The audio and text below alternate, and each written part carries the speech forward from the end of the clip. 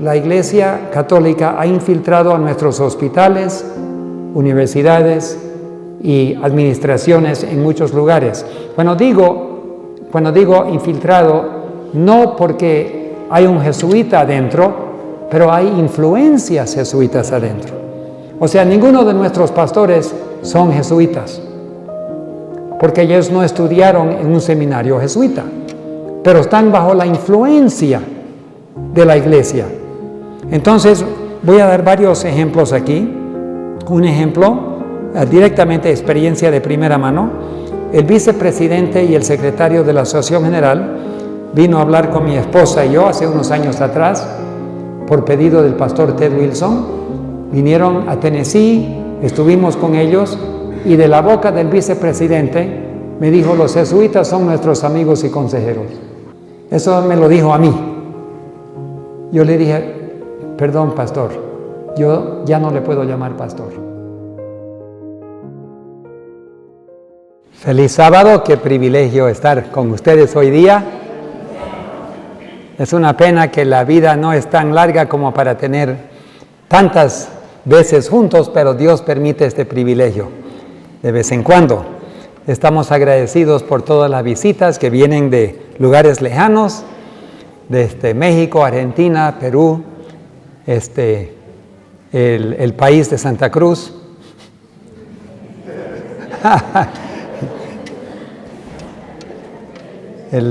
Estaba yo hablando con el hermano Marcelo y le dije algo de apretar el coto y me dice: no, tú eres veniano, me dice, cuando hablas del coto, el cuello.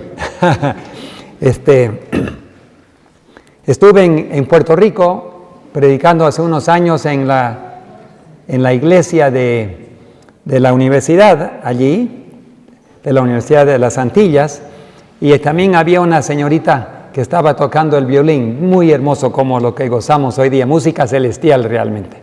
Agradecemos por esos talentos que Dios ha dado a nuestros jóvenes.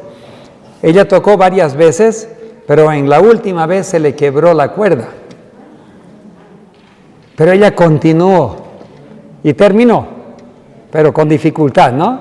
Y le dije: bueno, me hace recordar del famoso Paganini, el famoso violinista Paganini. Él hacía quebrar a propósito las cuerdas y continuaba con 3 y después con 2 y después hasta con 1, simplemente para demostrar su habilidad. Y le dije: quiero agradecer a la hermana Paganini por su música.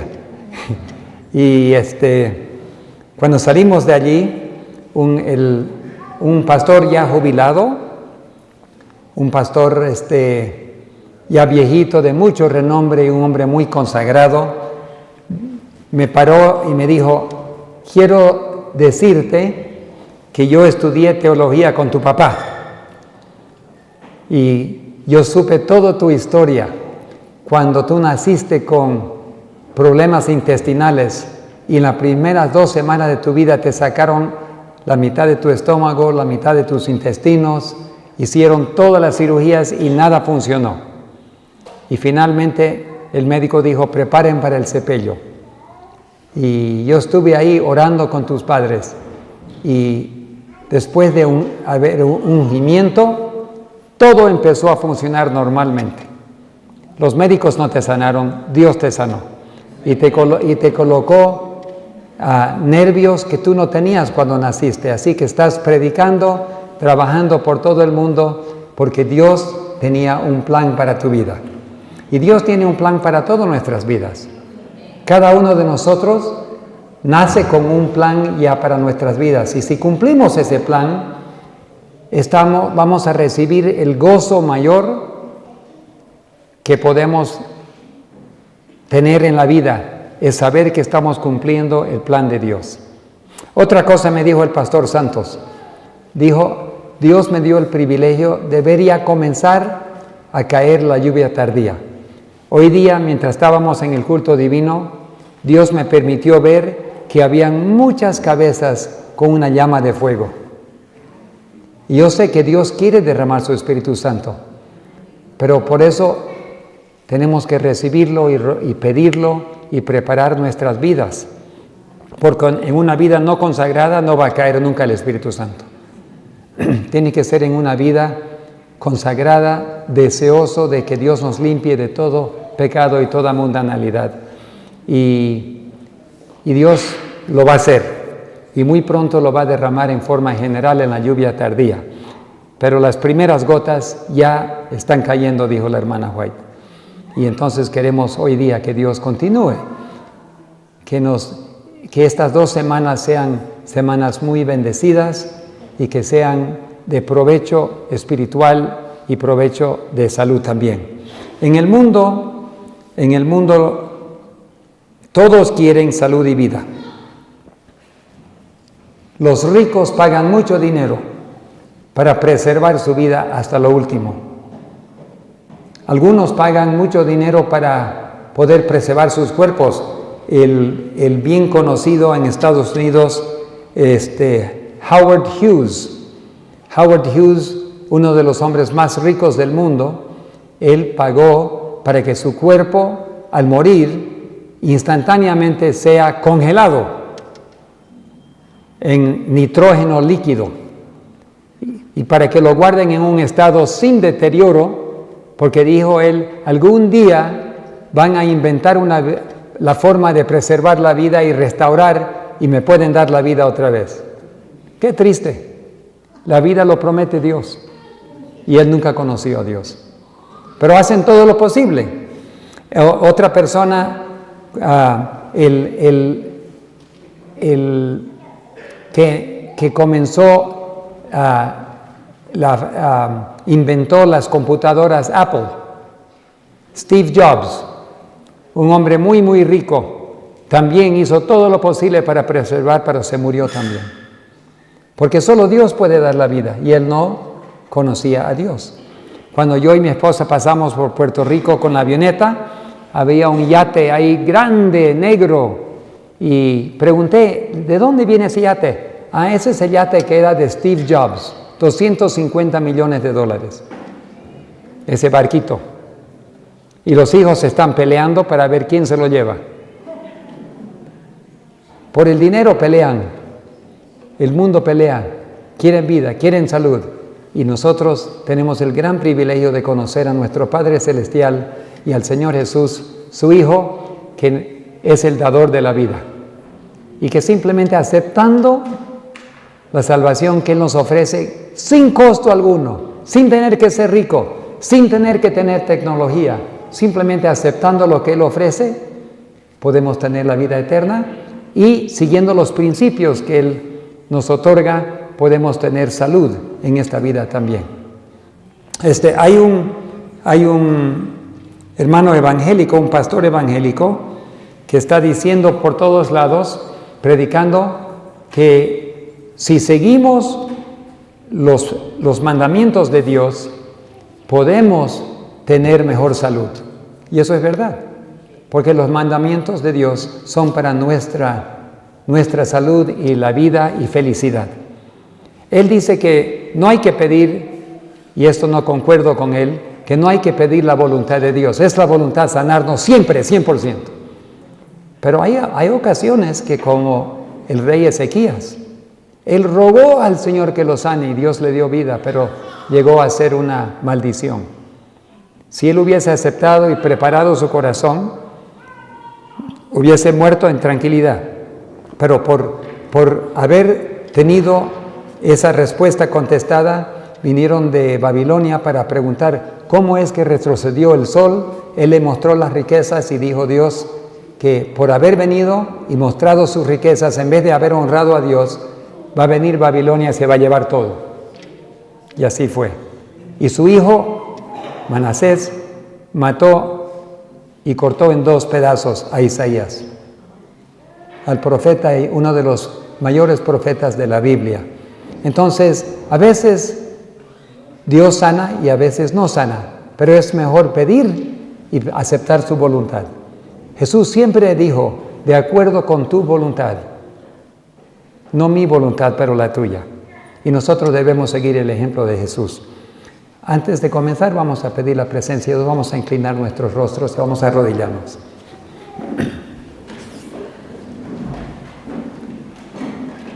Padre nuestro que estás en los cielos, estamos aquí en tu casa. Estamos por entender, estudiar algunos principios de la palabra de Dios, tu palabra, y pedimos que derrames ese ungimiento del Espíritu Santo, esas llamas invisibles que lo hiciste visible para los discípulos en el Pentecostés, y algún día lo vas a hacer visible otra vez cuando derrames en su plenitud el Espíritu Santo. Pero ahora, aunque sea invisible, derrama tu Espíritu Santo sobre nosotros, sobre este orador, sobre cada persona aquí que nos acompaña también por los medios de comunicación. Gracias por oír esta petición, lo aceptamos sabiendo que sí es tu voluntad y por eso sabemos que tú lo vas a hacer y te agradecemos en el precioso nombre de Jesús. Amén.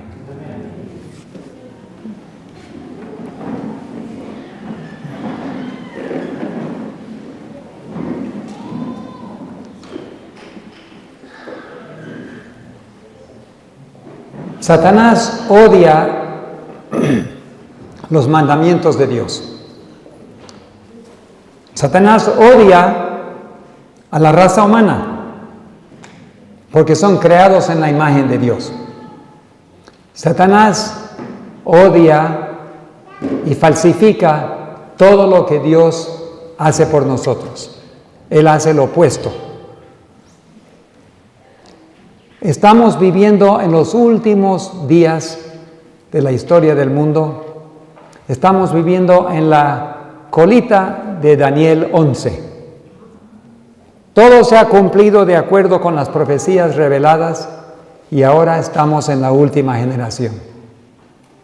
Daniel 11:44 todavía no se ha cumplido, así que estamos en 43 todavía. Pero noticias del oriente y del norte lo atemorizarán y saldrá con gran ira para destruir y matar a muchos. Hablando del rey del norte, hablando de Satanás, hablando realmente de su representante, que es la bestia. Saldrá con gran ira para destruir y matar a muchos. ¿Qué es lo que Satanás más teme? Lo que más teme Satanás es que Dios logre preparar a un pueblo que refleje su carácter perfectamente y le dé poder del cielo para poder cumplir la misión de predicar el Evangelio en todo el mundo. Eso es lo último que falta, que el pueblo de Dios se prepare físicamente, espiritualmente, para poder recibir ese gran don. El problema es que estamos enamorados del mundo. Hay otro amante, no solo el Señor Jesucristo. Y mientras amamos al mundo, Jesús no puede celebrar el matrimonio que quiere con su pueblo. ¿Cuál de nosotros queremos casarnos con un esposo, una esposa que está enamorado de otro? Nadie, ¿no? Nunca. Jesús no se va a casar con su pueblo hasta que su pueblo deje de estar enamorado del mundo. Y por eso tenemos que pedirle a Dios que nos quite ese amor, porque todos nosotros tenemos un cierto amor por el mundo. Uno dice, pero ¿qué amo del mundo? Algunos aman el dinero, otros aman el puesto, el honor de los hombres, otros amamos la música, las películas del mundo. Yo una vez fui invitado a estar en la casa de un pastor, dormí en su casa y toda la pared estaba cubierto con los DVD de las películas del mundo, de gente, 30 años de DVD de lo último que salió. Y le dije, pero todo esto pertenece al mundo. Sí, es mi colección, dice. Yo los he visto todos y casi a veces más que una vez. Pero cuando uno se llena toda esa basura a la mente, ¿cómo puede uno estar enamorado de Jesús cuando el mundo está dentro de la casa? Y muchas casas tienen cosas del mundo adentro. El teléfono. Hoy en día, en muchos teléfonos están las cosas del mundo. Están imágenes, música y videos del mundo. Entonces, si queremos recibir al Señor Jesús, Él tiene que de alguna manera limpiarnos para que estemos sin mancha ni arruga. Y es algo que tenemos que orar. Satanás ha atacado agresivamente a la iglesia y como resultado, él ha tenido mucho éxito. En el atacar a la iglesia, al pueblo de Dios, su meta principal es que nosotros nos distraigamos, que dormamos y que cualquier otra cosa menos prepararnos. La preparación es lo que más necesitamos.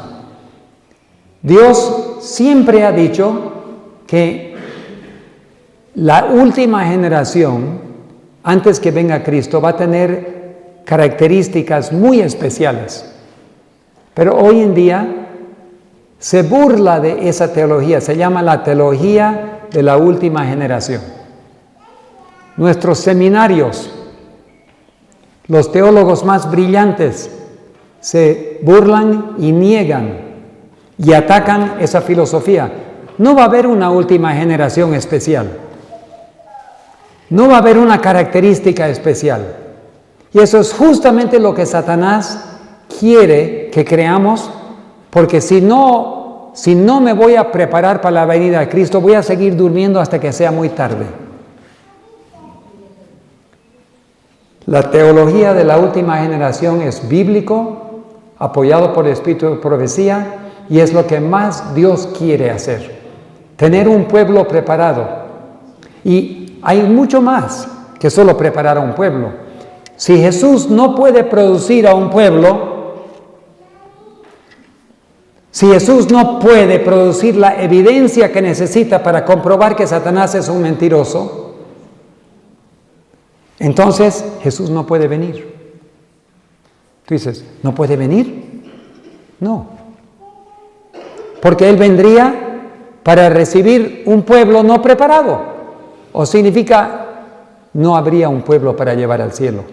Porque para ser trasladado al cielo, tienes que tener ciertas características como Enoc y como Elías. Moisés desobedeció a Dios. Y él tuvo que morir. Entonces, si Dios dice, no tengo un pueblo preparado, entonces todos van a tener que morir. Entonces Satanás dice, ¿por qué vas a venir si todo el mundo me sigue a mí? Todo tu pueblo está muerto. Entonces, para tener un pueblo preparado que lo va a recibir, este es mi Dios, lo hemos esperado y Él nos salvará, tiene que haber un pueblo vivo que obtiene la victoria sobre el pecado. Y hoy en día, mayormente en la iglesia, se burlan del hecho de que se puede vencer al pecado. La posición oficial de nuestra división aquí en Sudamérica es que no se puede vencer el pecado. Y de muchas divisiones. Y si no se puede vencer el pecado, vamos a seguir pecando hasta que venga Cristo. Significa que nadie va a poder ser trasladado cuando venga Cristo. No habrá nadie vivo que pueda ir al cielo cuando venga Cristo. Eso es lo que significa, vamos a pecar hasta que venga Cristo. Pero ¿qué va a pasar cuando el sumo sacerdote sale del lugar santísimo y se declara limpio al que es limpio y puro y se declara inmundo al que es sucio? Y si estamos pecando todavía, cometiendo adulterio, mintiendo, amando al mundo cuando ya Él salga al santuario, no podemos ninguno ir al cielo. Tiene que haber victoria sobre el pecado y una entrega total al Señor para que Él controle, porque en ese periodo sin intercesor, el pueblo de Dios tiene que vivir sin pecado bajo el control del Espíritu Santo.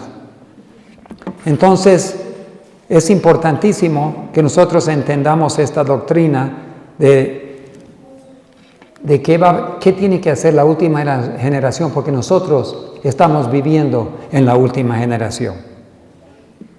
Jesús dijo en Mateo 24, 32 y 33, cuando veáis todas estas cosas, podéis saber que está cerca, aún a la puerta.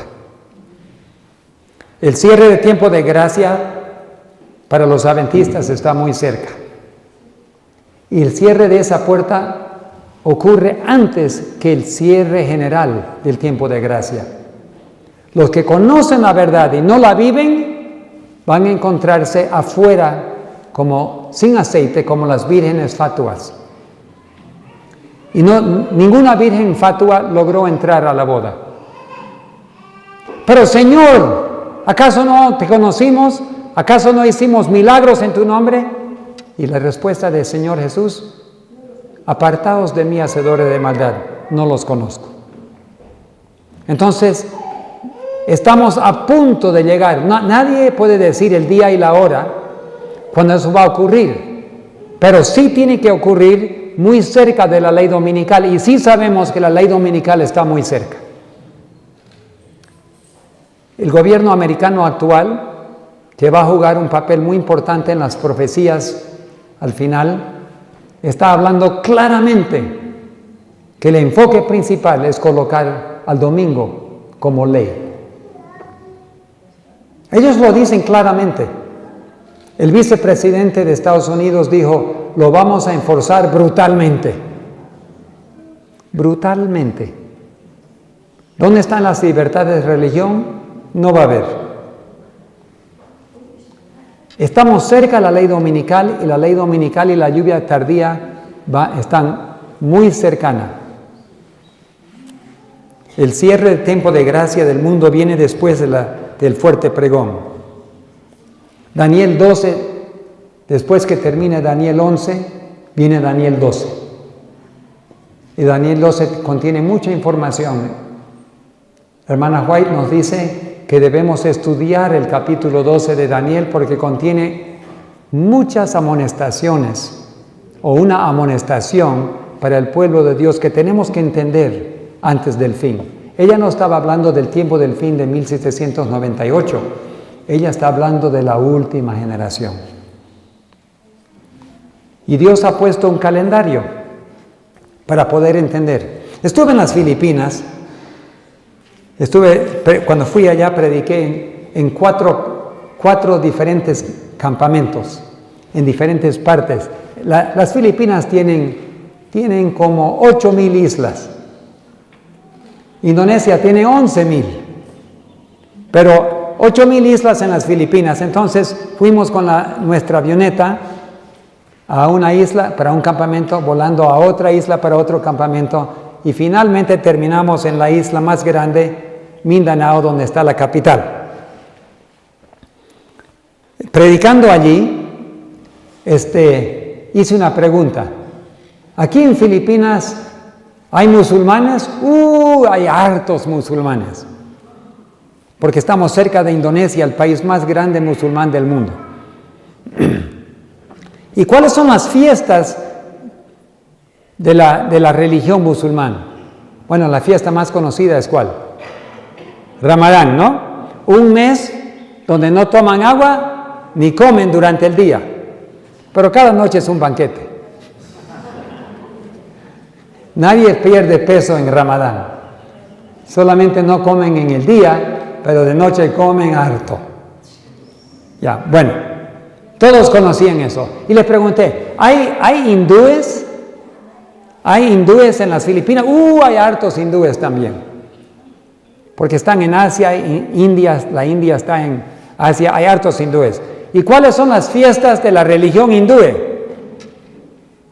Y me dijeron, las fiestas, la fiesta de luces es una de las fiestas. Tienen muchas fiestas los hindúes, donde celebran. Yo cuando vivía en el Caribe, había muchos hindúes y musulmanes también, pero ellos adoran, tienen 300 millones de dioses. Imagínense tantos dioses. Para mí hay un dios para cada demonio. O sea, cada demonio es un dios para ellos. tienen el dios elefante Ganesh, tienen la diosa que tiene 6 brazos y la diosa de destrucción, tienen dioses para todo. Y una vez estuvimos yendo con el carro y vimos una cola larga de personas, cada persona tenía un platito de leche y se estaban acercando al dios elefante y le estaban dando de comer a esa piedra. Y le dije, ¿y por qué una larga cola? ¿Y por qué tanta leche? No, es que es un milagro. El elefante se está comiendo toda la leche. Ellos se acercaban con su plato de leche y le ponían una cucharita y la piedra lo chupaba. Satanás hacía desaparecer la leche y ellos se sentían agradecidos que su Dios había recibido su ofrenda de leche. Pero imagínense, una piedra que toma leche. Litros y litros y litros y litros de leche le dieron de tomar y la piedra se lo tomaba todo. No se derramaba nada, solamente como un aspirador. Directo de la cucharita se lo tomaba.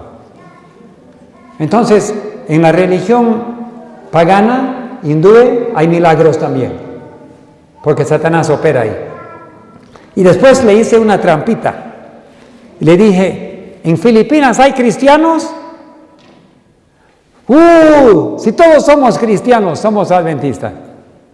Y le dije, en la religión cristiana, que incorpora muchas denominaciones, no solo adventista, metodista, bautista, católico, pentecostales, todo, de todo, le dije, ¿cuáles son las fiestas cristianas? Inmediatamente me contestaron, Navidad, Semana Santa. Bueno, en inglés hay una diferencia de Semana Santa judía y Semana Santa católica. El Easter en inglés es lo que los católicos celebran, pero realmente es una fiesta pagana. Y le dije, no, espera, yo dije cristiano, yo no dije católico. Pero esas son las fiestas cristianas. No, esas todas son paganas. ¿Acaso la religión cristiana no tiene también fiestas? Es que no conocemos otras. ¿No leen su Biblia? ¿En qué día murió Jesús? ¿Cerca de la Pascua o en la misma Pascua? En la misma Pascua, ¿no? ¿A una hora cualquiera o en una hora específica? ¿Sabía Jesús en qué hora iba a morir? En la hora del sacrificio, ¿no es verdad? No solo sabía él el día, él sabía la hora. Y la resurrección en otra fiesta, primeros frutos, primicias.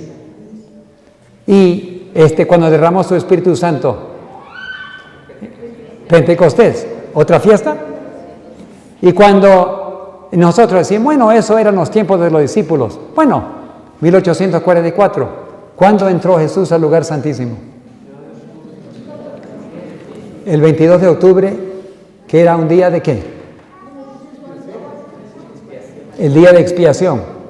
No el día antes, no el día después, en el mismo día. Ahora, mi pregunta, si Dios siempre actúa de acuerdo con su calendario, ¿quiénes somos nosotros para guardar otro calendario pagano? En la última generación, ¿será que la última generación que recibe a Jesús va a estar guardando fiestas paganas? Yo le estoy preguntando nomás. ¿Es lógico que yo esté guardando una fiesta pagana cuando estoy esperando al Señor Jesús que venga? ¿Es Navidad el cumpleaños de Jesús? Bueno, les pregunto, ¿por qué? Porque estamos queriendo entender lo que Dios está haciendo para poder entender los eventos finales. Y para entender los eventos finales tenemos que entender el calendario. Porque Dios siempre actúa de acuerdo con el calendario. Por ejemplo, ¿cuándo es la Pascua? ¿Qué día? Empieza esta noche. Sí, empieza esta noche y es todo mañana. Esa es la fiesta judía. No estamos hablando de la católica. Estamos hablando de la fiesta del calendario bíblico. ¿Y qué representaba? ¿Qué se cumplió? ¿Qué se recordaba en cada Pascua? De la salida de Egipto, ¿no es verdad? Y se sacrificaba un cordero que representaba ¿a quién? A Cristo, el Cordero de Dios. Muy bien. Y ahora pregunto, ¿estamos viviendo todavía en Egipto? ¿Hay esclavitud en esta tierra? ¿Hay pecado? ¿Estamos en la casa de servidumbre? ¿Será que algún día vamos a salir de esta casa de servidumbre? Entonces, en cierta forma, otra vez tenemos que salir de Egipto, ¿no es verdad? O sea, hay muchos símbolos que nos enseñan. Y cuando Jesús entró al lugar santísimo era el día de expiación. ¿Estamos viviendo ahora en el día antitípico de expiación? Estamos viviendo en el juicio ahorita. Muy importante que entendamos lo que Cristo está haciendo en el santuario. ¿Está Jesús realmente en el lugar santísimo o no está haciendo nada en el cielo? Está preparando un pueblo, ¿no es verdad? Purificando el santuario. Si tú niegas esa verdad, hermanos y hermanas, y no te preparas, no puedes ser salvo. Estamos hablando de vida o muerte. Es uno de los puntos donde Satanás ha atacado al pueblo de Dios. Convencer al pueblo de Dios que nada ocurrió en 1844. Jesús no está en el lugar santísimo. Jesús no está preparando su pueblo. Cuando murió en la cruz se cumplió todo. Él murió por nuestros pecados.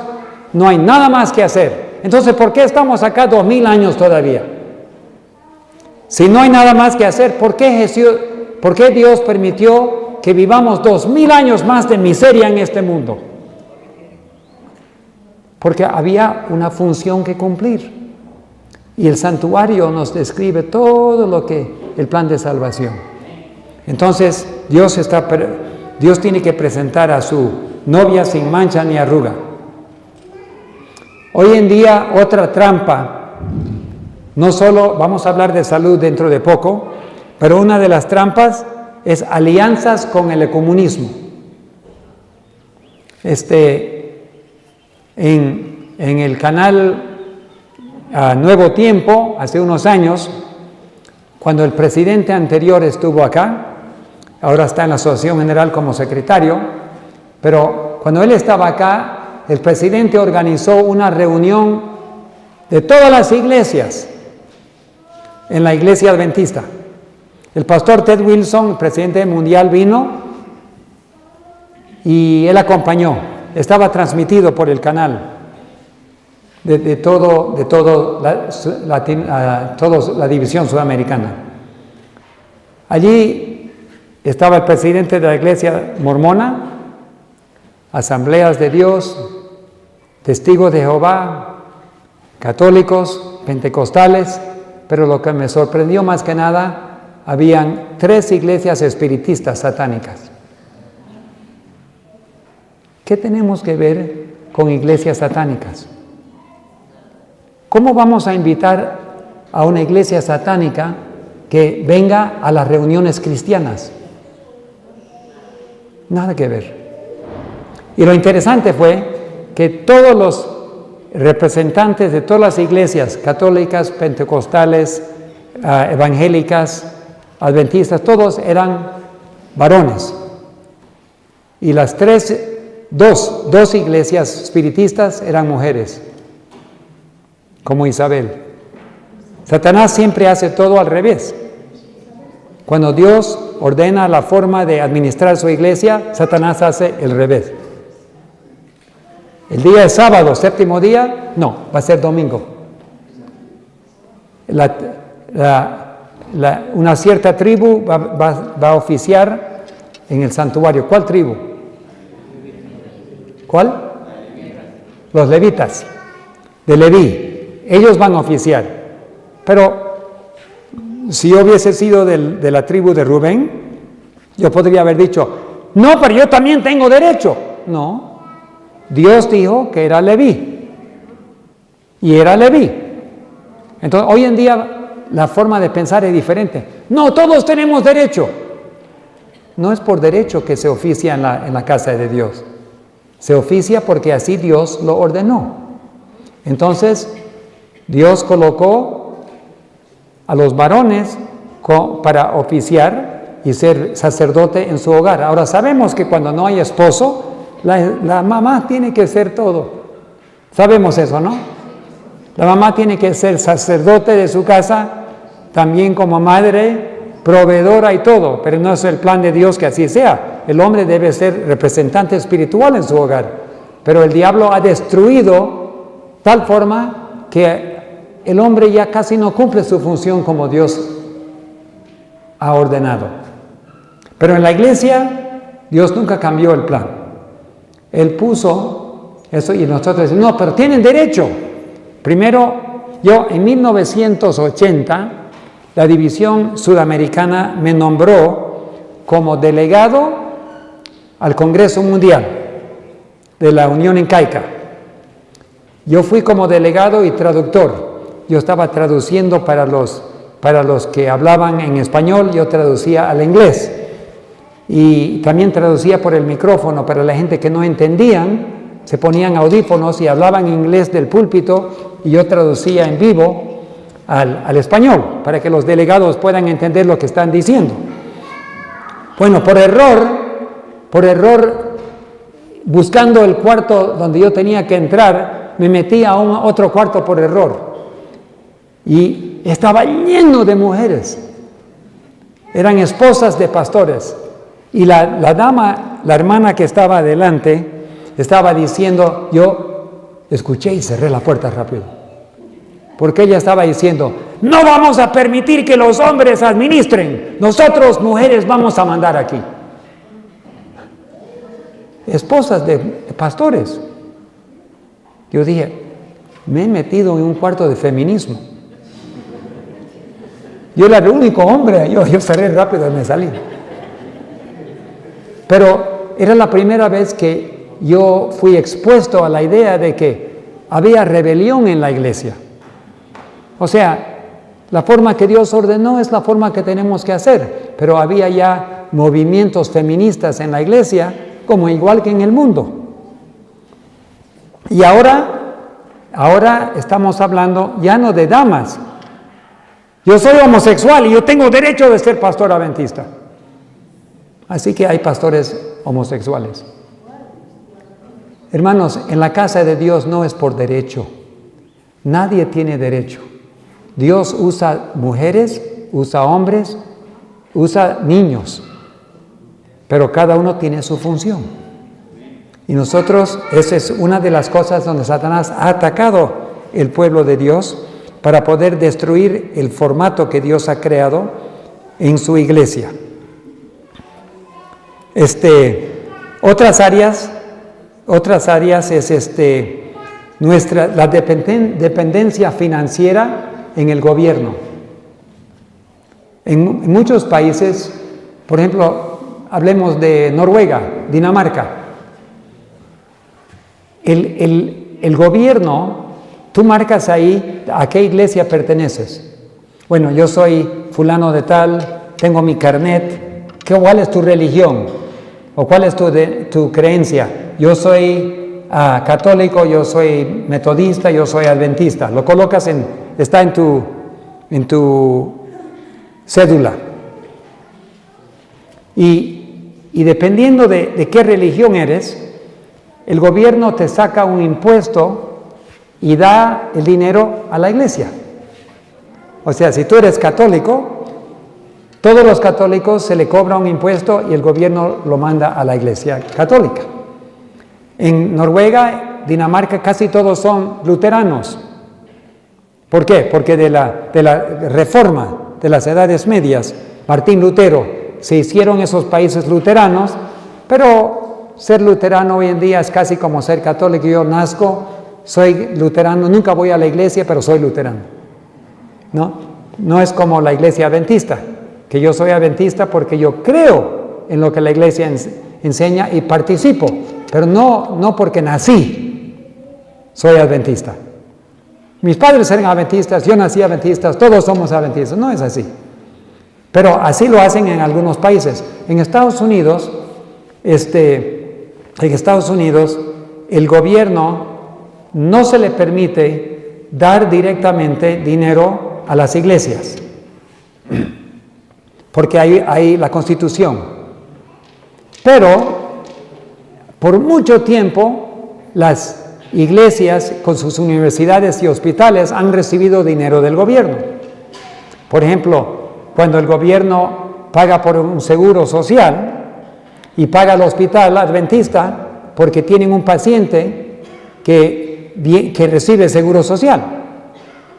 Entonces, ¿y qué pasa cuando la universidad, el alumno hace un préstamo al gobierno para pagar su colegiatura? Entonces, el gobierno le da al alumno el dinero, el alumno se lo pasa a la universidad y la universidad se beneficia de tener muchos alumnos con préstamos gubernamentales. Y pueden pagar mejores sueldos. ¿Por qué? Porque reciben más dinero.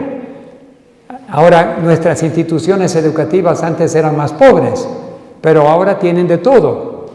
En Loma Linda, la universidad de medicina más grande que tenemos en el mundo, recién acaban de construir un hospital de $1,000 millones, lo que llamamos un billón en inglés, y lo han hecho sobre un fundamento movible, y dicen: ningún terremoto va a tumbar este edificio. Me hace recordar del Titanic. Ni Dios puede hundir al Titanic. ¿Ustedes piensan que Dios no puede mandar un terremoto que puede derrumbar cualquier edificio? Es muy peligroso decir, nada puede destruir este edificio. En los tiempos de la hermana White, nuestra casa publicadora había comenzado a imprimir libros, novelas, para ganar más dinero. O sea, aquí tenemos la imprenta tan grande, era para imprimir Conflicto de los Siglos, Espíritu de Profecía, Estudios Bíblicos, Review and Herald, la revista adventista, todo lo que podían imprimir. Pero todavía estaban con tiempo libre y dijeron: ¿por qué no vendemos tiempo e imprimimos otras cosas? Podemos ganar más dinero. La hermana White le dijo: no lo hagan, no lo hagan. Y finalmente se votaron imprimir cosas así, y cuando estaban por imprimir el libro del Dr. Kellogg, El Templo Viviente, que tenía panteísmo en el libro, esa noche se quemó toda la casa publicadora. Hermanos, Dios no está jugando. Él es muy celoso con su pueblo. No podemos jugar con el mundo. Y el mensaje de salud que tenemos es parte del plan de Dios para que su pueblo pueda enseñar y curar y ser una gran bendición al mundo. Hemos tenido cambios grandes en teología, hemos formado relaciones, hablando de México, yo trabajé muchos años en México, tengo un hijo mexicano chiapaneco y tengo residencia permanente en México y tenemos proyectos ahí. Pero cuando yo trabajaba allí como administrador del hospital en Chiapas, yo recibía médicos de Montemorelos y yo iba regularmente a Montemorelos. Pero ahora el CETAI, Seminario Teológico Interamericana, tiene como parte de su directorio 2 sacerdotes católicos. Entonces, cuando tú estudias en el seminario, tu currículum está definido parte por 2 curas católicos. Ahora, yo no quisiera mandar a mis hijos a un lugar donde 2 sacerdotes católicos están definiendo qué van a estudiar mis hijos. Yo amo mucho a la División Interamericana.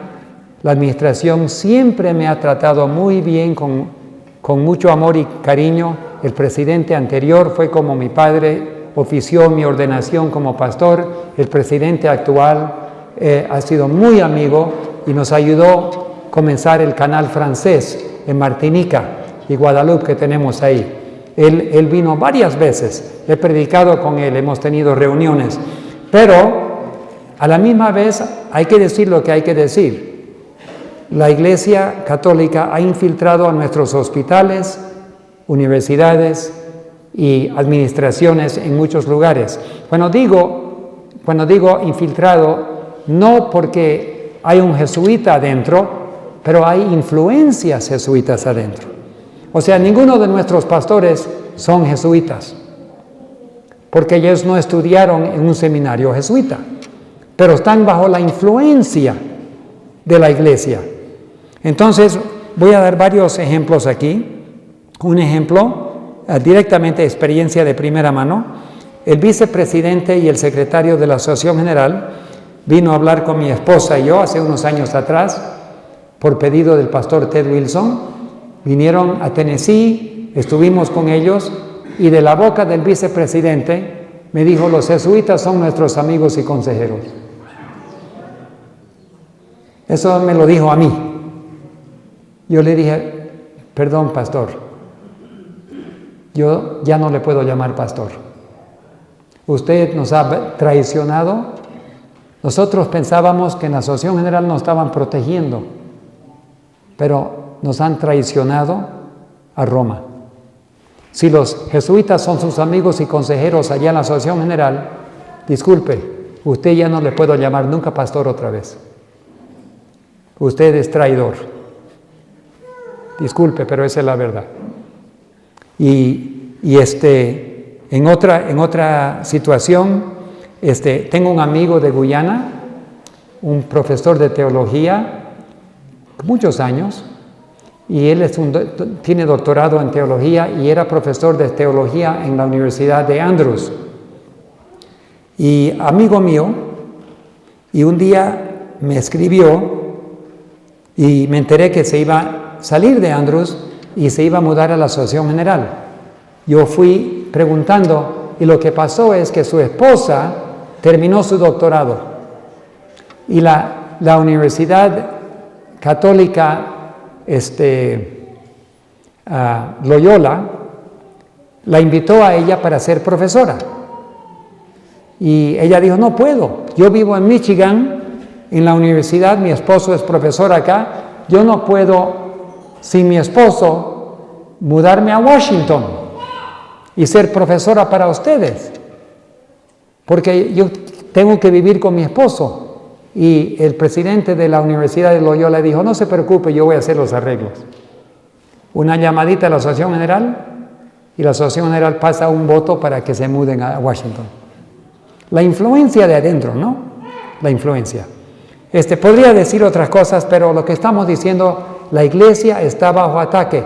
Tu hogar, mi hogar, esta iglesia, cada congregación, cada universidad, cada hospital, cada iglesia está bajo ataque. En cada casa estamos bajo ataque. Cada persona aquí está bajo ataque. Porque el diablo sabe que si Dios perfecciona a su pueblo y prepara a su pueblo, entonces Él está frito.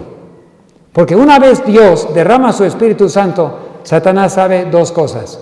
Una cosa, que la esposa se ha preparado. Cuando la esposa esté preparado, regocijaos, oh cielos y tierra. ¿Por qué? Porque la esposa se ha preparado. Se ha preparado.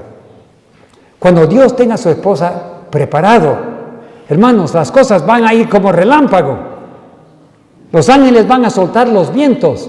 Va a caer la lluvia tardía con poder y fuerza. El pueblo va a salir a pregonar por todo el mundo, nada lo va a poder parar, no va a haber gobierno, no va a haber ley, no va a haber fuerza militar, no va a haber tecnología, nada que va a poder parar el fuerte pregón.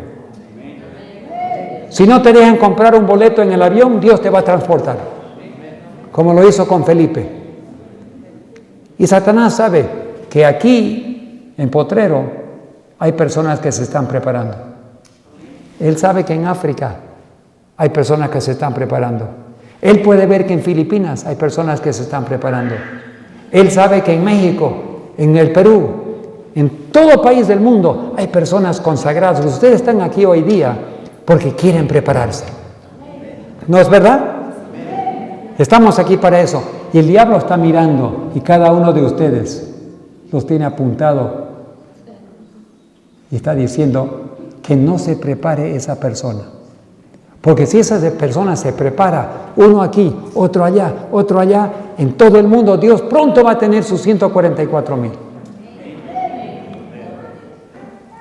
Pues, probablemente ese número es literal, yo creo que sí, pero no es el punto importante si es literal o simbólico. Pero 144,000 es solo menos de 1% de toda la iglesia adventista en el mundo. Si 1 en 100 se prepara, Dios va a terminar la obra. Si 99 adventistas se pierden, pero solamente 1 en 100 se prepara, vamos a ir al cielo muy pronto. Pero aquí tenemos muchos. Y si cada uno de nosotros nos dedicamos a prepararnos, aprendemos a vivir como Dios quiere que vivamos, alimentar la mente con música, con material espiritual, leer la palabra de Dios, leer el Espíritu de Profecía, seguirlo, rogar. Yo también me estoy predicando a mí mismo. Yo no soy perfecto. Yo también tengo defectos. Pregúntale a mi esposa. Todos tenemos defectos, pero Dios quiere perfeccionarnos. Entonces, ¿cuál es mi trabajo? Confesar. Señor, tengo muchos defectos. Por favor, límpiame, purifícame, hazme como tú, Señor. Mi trabajo es alimentarme con tu palabra. Mi trabajo es leer el Espíritu de Profecía. Mi trabajo es orar. Mi trabajo es rogar y agonizar ante Dios para que Él me haga el trabajo en mí, lo que yo necesito. Ese es mi trabajo, pero sin mi cooperación, Dios no lo puede hacer. ¿Cuántos de ustedes alguna vez han sido militares? Perdón, no vi. Levanten la mano si han sido militares. 1, 2, 3, 4, 5. Ya, 6 personas.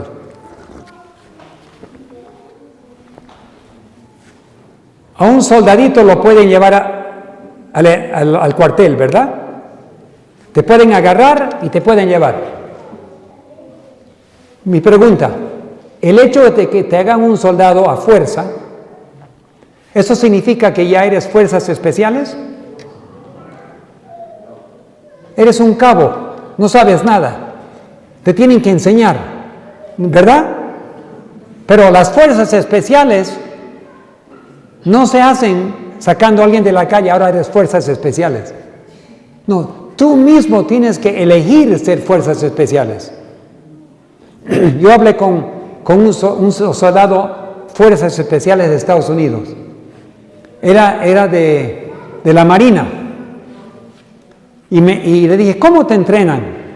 Bueno, en primer lugar, yo tuve que decidirme que yo quería hacer, porque es un entrenamiento muy pesado. No se te puede entrenar contra tu voluntad. Tú tienes que cooperar, es como entrar a las Olimpiadas. Tú tienes que hacer el ejercicio, sufrir, sacrificar y prepararte. ¿Y qué hiciste tú? Le dije. Bueno, nos entrenaron, nos pusieron en un pozo de agua con un peso atado, nuestras manos atadas atrás de la espalda, y tuvimos que sobrevivir en un pozo de agua más o menos como 1 hora.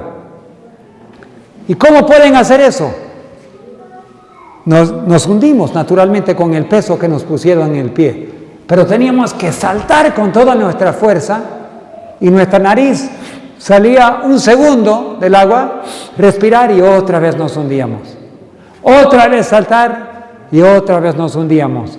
Otra vez saltar y salía y otra vez hundirnos. 1 hora. Teníamos que sobrevivir con las manos atadas debajo del agua, apenas respirando por saltar. ¿Y qué más?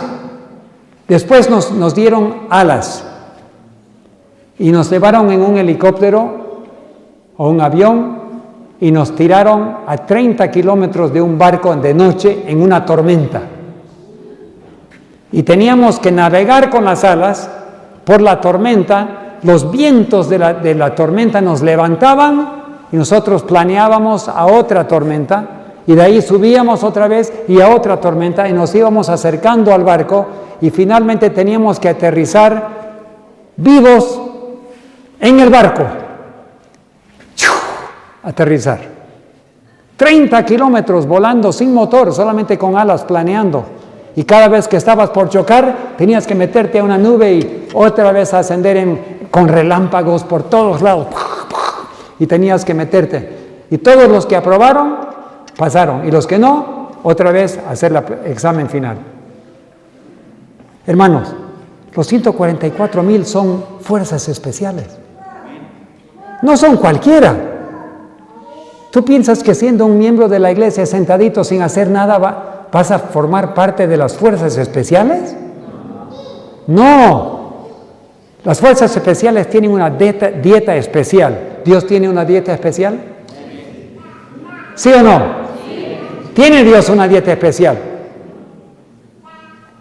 ¿Tiene ropa especial? ¿Se visten bien modesto? ¿O con lujo? ¿Ah? Hay hombres que se visten también. Ayer fuimos al aeropuerto, había una cola de gente gritando, ¡ah! Yo le dije, ¿qué están esperando? Estamos esperando, ¿cómo se llamaba? Cereo. Yo dije, ¿qué es un cereo? No supimos. Pero cuando vimos un letrero era un rockero. Y cuando al rato estamos saliendo, ¡ah! Gritaban todos y estaban sacando con sus cámaras fotos de un rockero que entraba. Y esos rockeros se visten con campanas y luces y todo, con anillos aquí, parecen un buey, ¿no? Algunos tienen en la lengua, otros en la oreja, por todos lados se perforan. Ustedes saben que vivimos en momentos cuando estamos regresando a las edades cuando no había una cultura, cuando vivían como en la selva. En Papúa Nueva Guinea, todos se ponían así, huesos y todo atravesado en África, y se mataban los unos a los otros.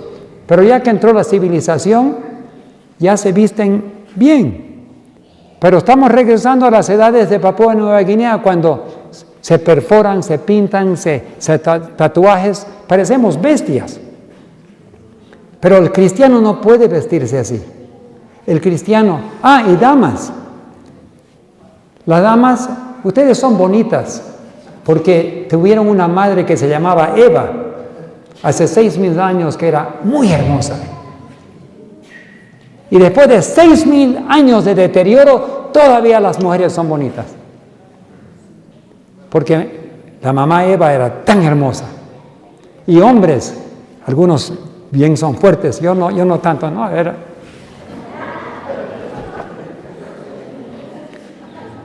me llamaron el químico porque me dijeron que no tengo nada de físico. Pero ¿sabe qué? Hay hombres que sí tienen cuerpo, grandes, bien formaditos, porque Adán era así. Adán era tan simpático y fuerte. Se dice que Adán podía levantar una tonelada así, sin problema.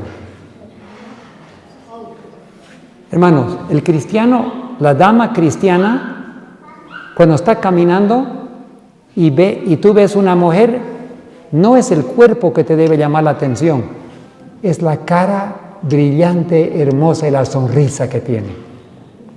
Si el cuerpo te llama la atención, estás mal vestida. No hay que llamar atención al cuerpo. La cara es la parte más hermosa de una mujer porque radia la hermosura y el gozo del Señor. Entonces, si tú te vistes, vístete para no llamar atención a tu cuerpo. Y los hombres vístense normal y también tu cara. Es lo más simpático, lo que llama la atención, una cara sonriente. Yo a veces subo al avión y me siento y miro a los pasajeros que entran. Algunos, otros enojados, otros tristes y otros sonriendo y digan, ese debe ser cristiano. ¿Entienden, no? Entonces la cara debe comunicar el gozo del Señor. Entonces como resultado, el cristiano, especialmente los que están preparando en la última generación, nosotros tenemos que pensar como fuerzas especiales. Tenemos que hacer lo que tengamos que hacer para que Dios nos prepare. Hemos tenido, ¿cómo estamos con el tiempo? Unos minutitos más. Hemos tenido en la iglesia ataques severos que nos han desequilibrado un poco.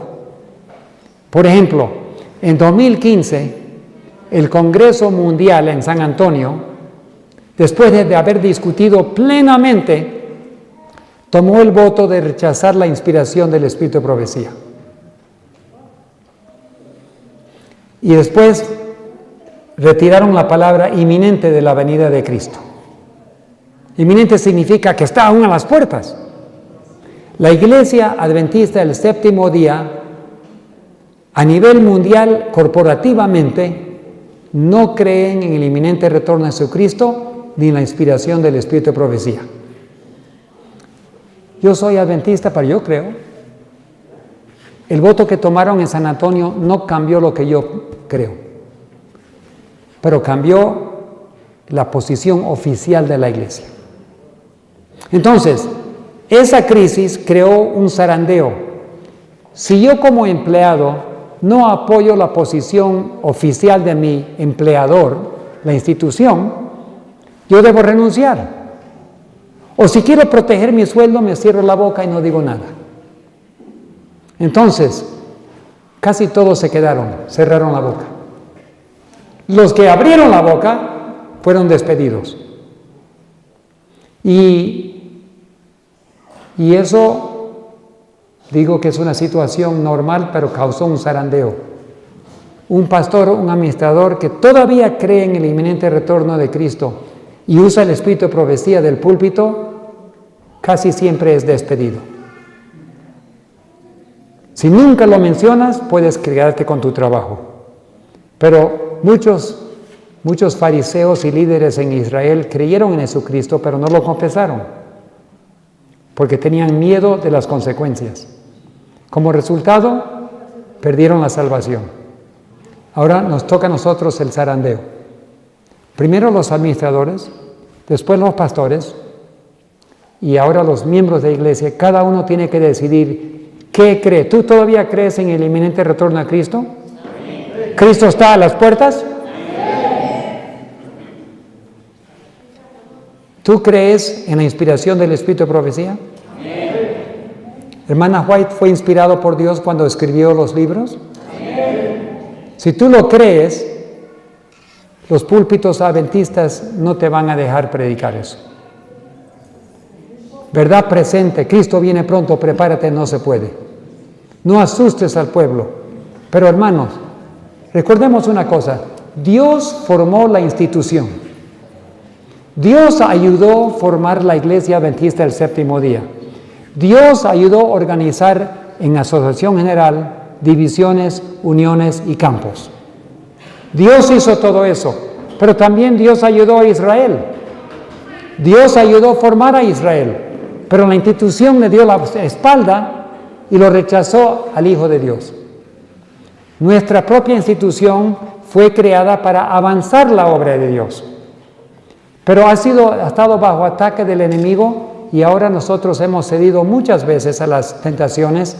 Hemos formado relaciones con diferentes iglesias, delegados al Vaticano, y lo último que se hizo este año es firmar y entrar como socio de las Naciones Unidas. Para poder ser socio de las Naciones Unidas no puedes predicar lo que deberemos predicar de los 3 ángeles. No puedes distribuir libros del conflicto de los siglos. Si tú piensas distribuir conflicto de los siglos, no lo vas a poder hacer adentro. Hay varias citas que lo voy a guardar para la tarde, porque se nos va el tiempo, pero formar parte de las Naciones Unidas significa que vamos a formar parte del nuevo orden mundial. Me pregunto, si yo puedo pedir el pinchazo a todos los miembros de la iglesia y todos los pastores. Hay un pastor que trabajaba aquí en la Unión Boliviana por mucho tiempo, pero por no tomar el pinchazo fue despedido. Él ha predicado aquí. Muchos pastores que tomaron el pinchazo, muchos se murieron. Uno de los pastores en Manaos, donde tenemos nuestro proyecto en Brasil, él y la esposa dejaron los hijos por tomar el pinchazo. El momento que el pastor de la iglesia de Hamacas en Santa Cruz tomó el pinchazo por la presión, a cuidados intensivos por coágulos en el corazón. Hermanos, cuando la iglesia cedió a la presión de Roma para enforzar el pinchazo a todos sus miembros y sus empleados, causaron la muerte y la deshabilitación de miles y miles de miembros. Lo único que tienen que decir es, perdón, cometimos un error, y serían perdonados. Los miembros aman a su iglesia, los perdonarían, pero no quieren pedir perdón. Insisten que hicieron lo correcto, aunque en el gobierno americano está diciendo todos los empleadores que forzaron a sus empleados a tomar el pinchazo serán responsables por las consecuencias. El gobierno americano ha dicho que el empleador es responsable por haber forzado eso. Pero la iglesia no se arrepiente. Los administradores dicen, no, hicimos lo correcto, aunque el gobierno americano rechaza eso. Ahora le pregunto, si voy a formar parte del ecumenismo, si voy a formar parte de una relación íntima con Roma, que es adulterio espiritual, ¿con una prostituta vas a tener una relación? ¿Con la ramera? ¿Qué se llama eso? Adulterio. Adulterio. Y ahora con las Naciones Unidas. Pregunto, cuando llegue la ley dominical muy pronto, ¿qué va a hacer la iglesia? Hermanos, van a aceptar la ley dominical. Y la hermana White ya lo dijo. Nuestros pastores dirigentes no solo van a pisotear el sábado, van a insistir que los miembros guarden el domingo. La hermana White ya lo dijo. Tengo la cita si lo quieren, o si no lo leo más tarde. Pero, hermanos, tenemos que cada uno individualmente decidir. Recuerden que no vamos a ser salvos como grupo, ¿eh? Vamos a ser salvos individualmente. Tú solita, tú solito vas a estar tomando tu decisión. ¿Lealtad a la verdad y a Dios o lealtad a los hombres? Yo tengo familia que trabajan para la iglesia. Yo trabajé 30 años para la iglesia, fueron buenos años. Gracias a Dios me jubilé justamente cuando los días terribles llegaron. Porque hoy día no me dejarían predicar. Pero por 30 años prediqué y trabajé sin problema. Pero ahora no se puede.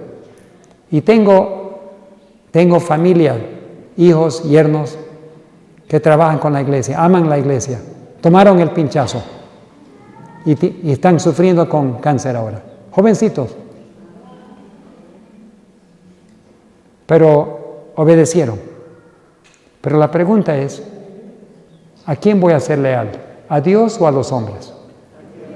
Si voy a ser leal a Dios, yo voy a tener que tomar mi decisión que sí o sí, venga lo que venga, cualquier que sea la consecuencia, voy a obedecer a Dios. Vas a perder posiblemente tus bienes, tu libertad y posiblemente tu vida. ¿Va a haber mártires en el final? Apocalipsis 24. Y vi las almas de aquellos que fueron decapitados por no recibir la marca de la bestia, y vivieron y reinaron con Cristo 1000 años. Puede ser que muchos de nosotros seamos decapitados. Un amigo mío en México estaba caminando por la calle y vio un camión que llegaba cerca de Guadalajara.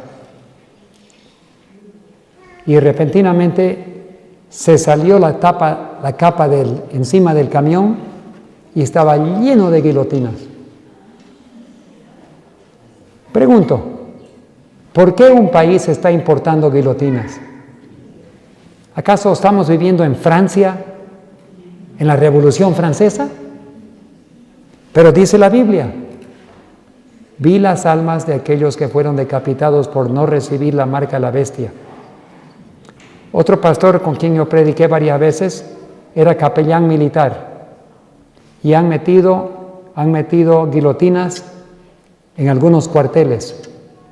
Y a los terroristas, a los que capturaron de la Irak, en la guerra de la Irak, han ejecutado decapitándolos adentro del cuartel. Y él le preguntó a un soldado, guardia, ¿por qué están decapitando a los presos adentro ahí? Es que son terroristas. ¿Tú sabes que algún día van a decapitar cristianos? Y el soldado dijo, yo no sabía eso. Cuando empezó a indagar, al soldado lo despidieron inmediatamente del ejército por preguntar. Hermanos, va a haber muchos miles y miles de decapitados. Tenemos que estar dispuestos a perder todo por Cristo. Hoy en día hay países como Irak que están matando a los cristianos, como India. Me mandaron un video de unos hermanos evangélicos y todos sacaron a los hombres varones de su casa, los llevaron y ¡pac! Una bala en el pozo. Agarraron al otro, otra bala en la cabeza, al pozo. Estaba lleno de cuerpos de hermanos cristianos. Los hindúes estaban matando. A otros en África lo tiraron en el fuego. Hermanos, los días por adelante van a ser difíciles. Y no es para los que son temerosos. No es para los cobardes. No es para los que son leales a los hombres. Solo Dios nos puede dar la valentía para parar firmes. 30 y 50 millones, entre 30 y 50 millones de personas dieron su vida en las edades medias como mártires. Y si una dama, un anciano puede morir por su fe, nosotros también podemos. Pero algo más quiere Dios, más que un mártir. ¿Sabe qué es? Quiere un vencedor del pecado.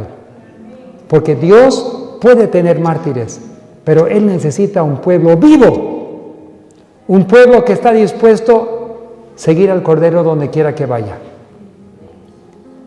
Incluye la salud, incluye la ropa, el entretenimiento.